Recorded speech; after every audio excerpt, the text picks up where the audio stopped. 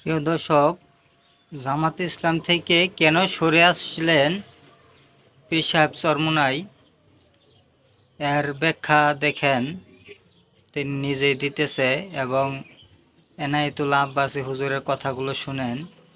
ওদের গোমর তো ওরাই ফাঁস করছে, দেখছেন আপনারা। ক্ষমতায় গেলে শরিয়া আইনে দেশ চালাবে না, প্রচলিত ইংরেজদের আইনে দেশ চালাবে বলে না। লেবাসধারী একটি ভণ্ড মুনাফিক দল আছে, ওরা। এবারে শুনেন মুফতি ফয়জুল করিম হুজুরের বক্তব্যটা।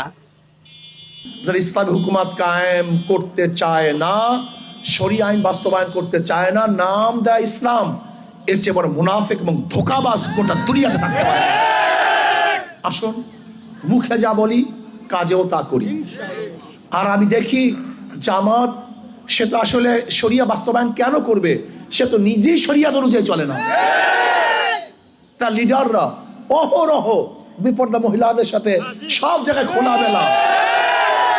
খোলামেলা। আশ্চর্য বিষয়, যে ব্যক্তি নিজেই শরিয়াত মানে না, সে শরিয়াত বাস্তবায়ন করতে পারে না।